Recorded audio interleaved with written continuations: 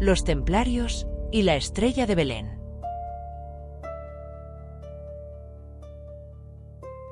Una red de cofrades templarios acompaña la Soria medieval desde su nacimiento. Documentada en el siglo XII por el historiador Lema Puello, cuando la ciudad apenas empezaba a definirse. Aquella semilla templaria no quedó ahí. En su crónica de 1572 sobre órdenes militares, Rades y Andrada recogió que los templarios tuvieron 12 conventos principales en España. El Papa Alejandro III menciona uno muy especial: el convento de San Juan del Otero, en la diócesis de Osma.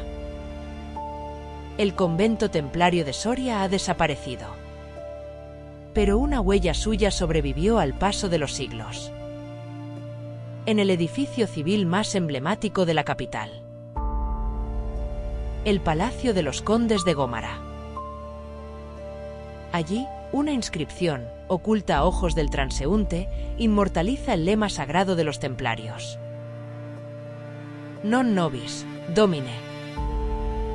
Non nobis, sed nomini tuo da gloriam.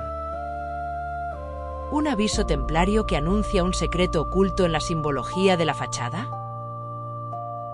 ¿Tal vez en algún otro lugar de la ciudad? El palacio es renacentista, lo que nos hace pensar que el lema, probablemente, estaba allí antes. En el palacio medieval de los Torres, cuyos muros ocuparon el mismo solar. Vimos en episodios anteriores que existió una estrella capaz de señalar la primera Navidad, con tanta precisión que aún podemos localizarla en el cielo. Pero, ¿existe alguna obra de arte que conserve memoria de la conjunción que anunció el nacimiento de Jesús? Este documental sigue el rastro artístico de la estrella de Belén, desde los cielos de Judea hasta el arte románico español.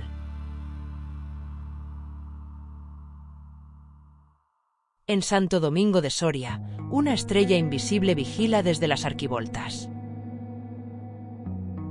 Alumbra la llegada de los magos de Oriente. Es la estrella de la paz. La estrella de Belén.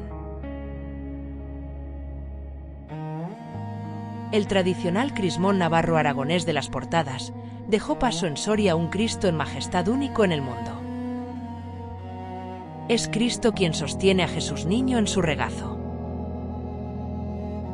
Una referencia extraordinaria a la segunda venida de Cristo.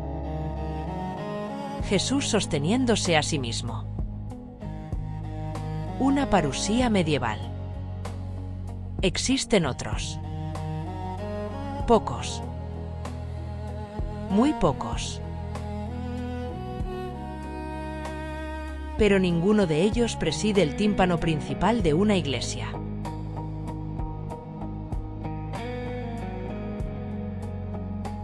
Y por eso el Cristo en majestad de Soria es considerado único en el mundo.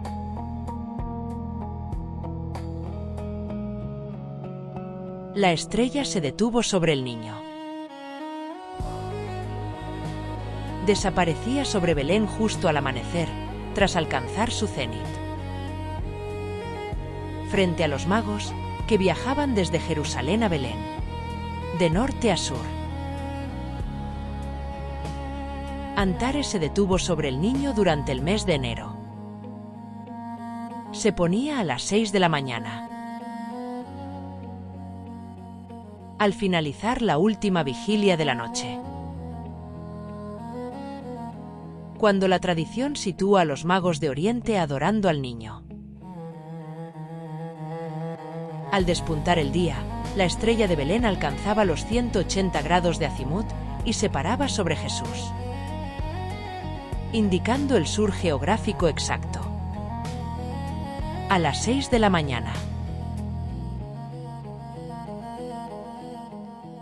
Cuando los pastores rezaban el Shema Israel. En Taúl, corazón del Pirineo catalán, 4 cuerpos celestes rodean a la Virgen y al Niño. 2 estrellas. Una de corazón rojo. Y otra de corazón blanco. Marte, la estrella roja. Y Venus, la estrella blanca. Mateo dejó una pista. La luna, como matriz, es nimbo de María. De ahí su capuz rutilante. La también roja Antares es nimbo de Jesús. La estrella de Jacob anunciada por el profeta Balaam. La estrella de Israel.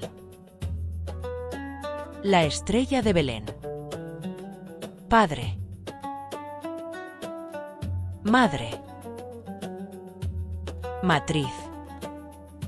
Hijo. Filosofía natural.